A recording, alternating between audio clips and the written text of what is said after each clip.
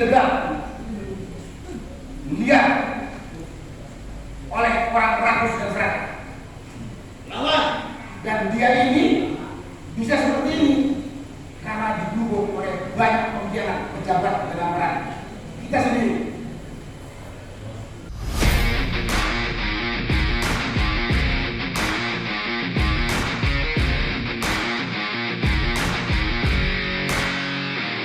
Kawan-kawan, ini adalah kemarahan Maijen TNI Purnawirawan Sunarko terkait dengan persoalan PIK 2 yang ada di Provinsi Banten, kawan-kawan. Kegiatan ini dalam rangka kegiatan Silaturahim Rajaban yang diadakan pada Senin 27 Januari 2025. Adapun tempatnya di Pondok Pesantren Saubilur Rahman, Cibajo, Walantaka, Kota Serang. Mengerjakan hal-hal yang kerjakan yang menjadi tanggung jawab dari dunia saat ini.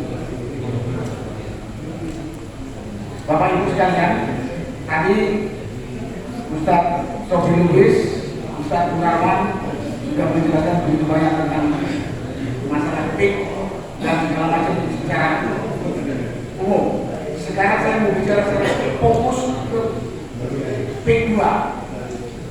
Walaupun saya sudah singgung, begini Pak.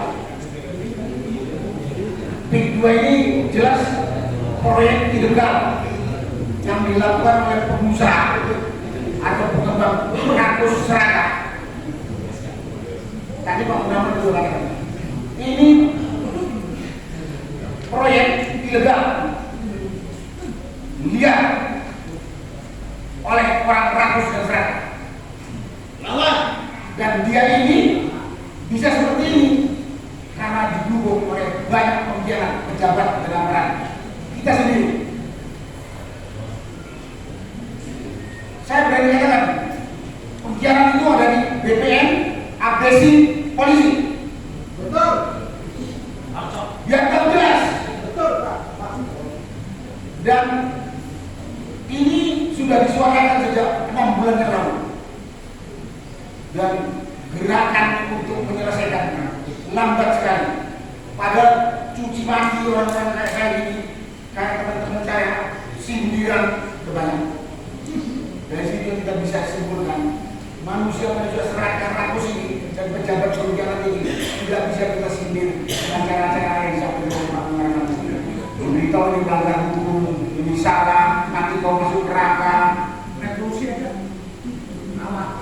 Diperlukan tindakan nyata fisik oleh rakyat. Diperlukan kekuatan nyata oleh rakyat. Kenapa kita lakukan? Pemerintah yang kita pilih tidak bela kita. Perwakilan kita di DPR tidak bela kita. Lupa tadi saya. Dan proyek tadi silakan dilakukan. Tapi menindas rakyat kecil. Betul? Betul. Menindas rakyat kecil dengan sangat biadab dan sangat licik, sangat kejam. Kalau saya ceritakan bagaimana licik, biadab dan kejamnya panjang sekali cerita ini. Tapi saya yakin Bapak Ibu tahu juga.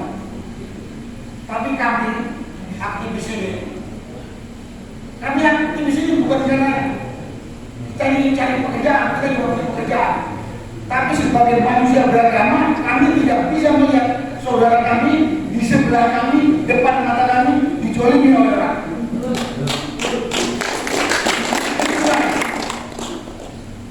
Dan faktanya memang sekarang mulai bergerak, persoalan ini sudah mulai bergerak karena kekuatan rakyat,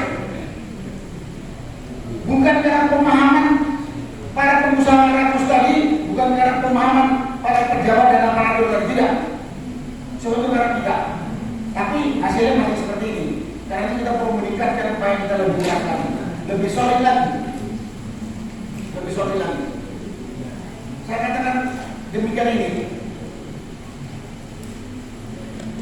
Saya pernah nantang dan nyindir untuk mengetahui siapa yang memerintahkan buat pagar laut, siapa yang membiayai, siapa yang mengerjakan,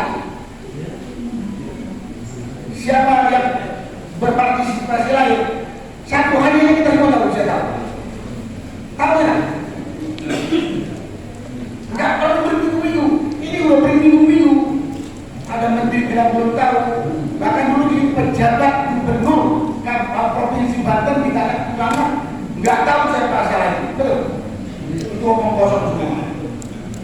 Itu semua omong kosong, tapi itu semua akibat kuatnya duit pengembang. Itu akibat kuatnya duit pengembang kampus dari Agung Sredo dengan bosnya yang namanya Abang. Sekarang kepada kita semua bapak-bapak, terutama yang jadi korban, kita dosa kalau membiarkan itu berkembang. Karena apa? Kalau biar itu berkembang, sekarang dia akan membinasakan itu tadi, nelayan dan petani yang seperti itu.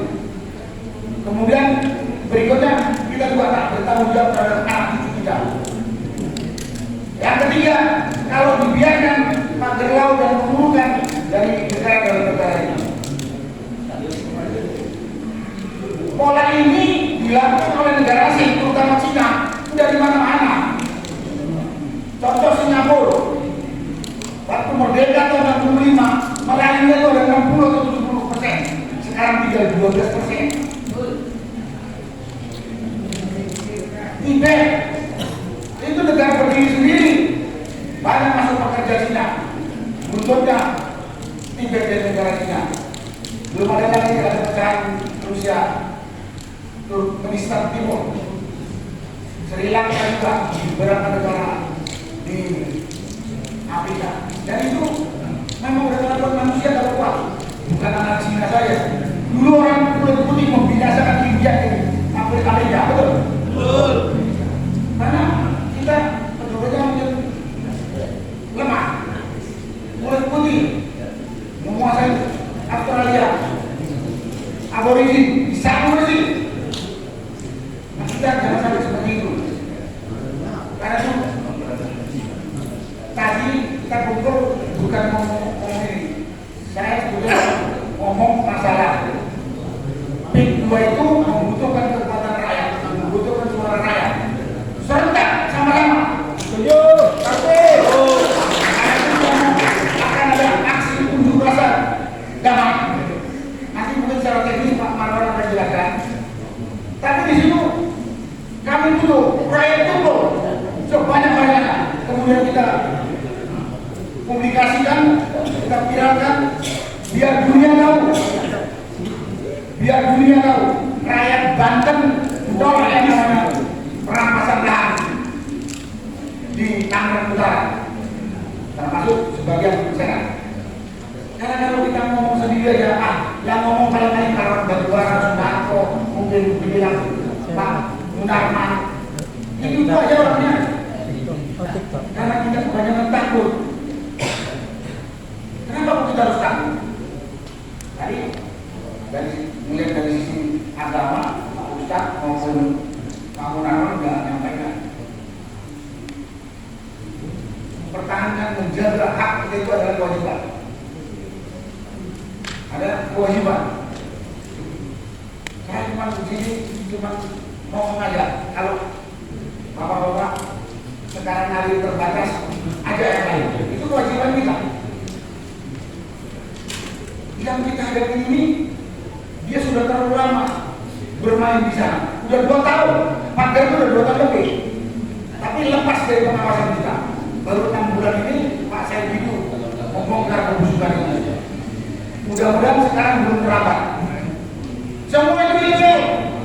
Tadi Pak Munarman katakan PIK 2 itu bukan strategis nasional. Proyek pengusaha rakus serata yang di-backup oleh para penjara. Di-backup oleh para penjara.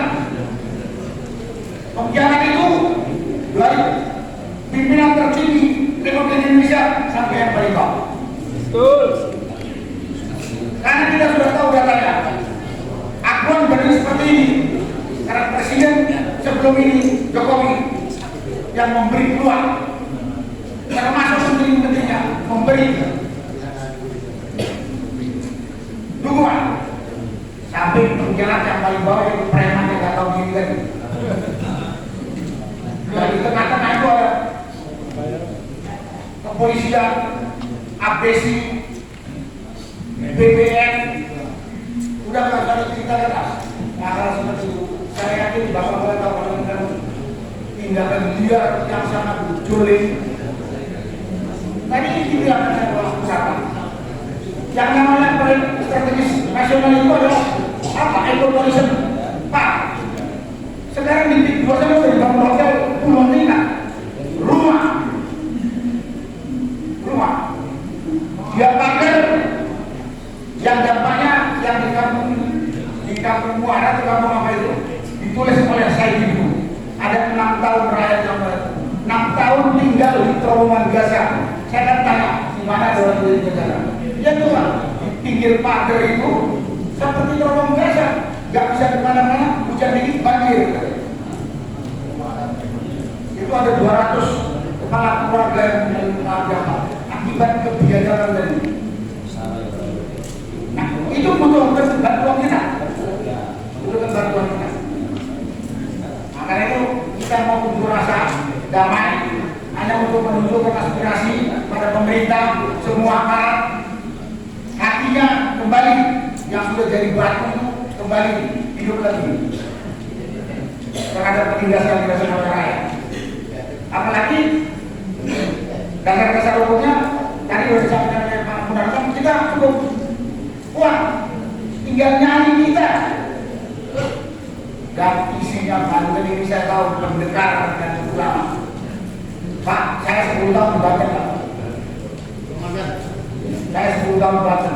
81, 88 saya di Banten, 98, 2000 saya di Banten. 98, 2000 saya komandan di kanan sana. Saya bersihkan preman ada di Banten. Mohon maaf. Tentunya saya tidak minta restu dari para tokoh agama yang tempat itu. Kalau enggak berani saya. Betul Pak, itu preman. Nah, kali ini kita juga menghadapi preman berseragam sama preman bermobil mewah. Gak usah takut. Nah, karena itu secara teknis apa yang akan kita lakukan lagi setelah ini akan dijelaskan secara rinci oleh Pak Marwan Batuara. Saya menyampaikan tadi. Saya tadi mungkin Pak Ustadz Sobri, Pak Ustadz Munarman agak luas. Saya khusus ke situ saja. Dan langsung saya katakan siapa teman dan siapa lawan di lapangan. Karena kalau kita mau bertemu kita harus tahu siapa lawan kita dan berapa kekuatan kita. Baru kita maju. Ya kan? Makanya saya to the point, saya sampaikan ini. Secara teknis kegiatan besok apa yang kami harapkan nanti sampaikan dan para semua ini kepada Bapak Ibu sekalian, marilah kita sadari bahwa negara kita ini P2% itu istilahnya itu hanya sebagian kecil dari permasalahan utama di Indonesia. Kalau istilah orang-orang pintar itu hanya fenomena gunung es yang nongol sedikit 1/10, 9/10 masih tertutup.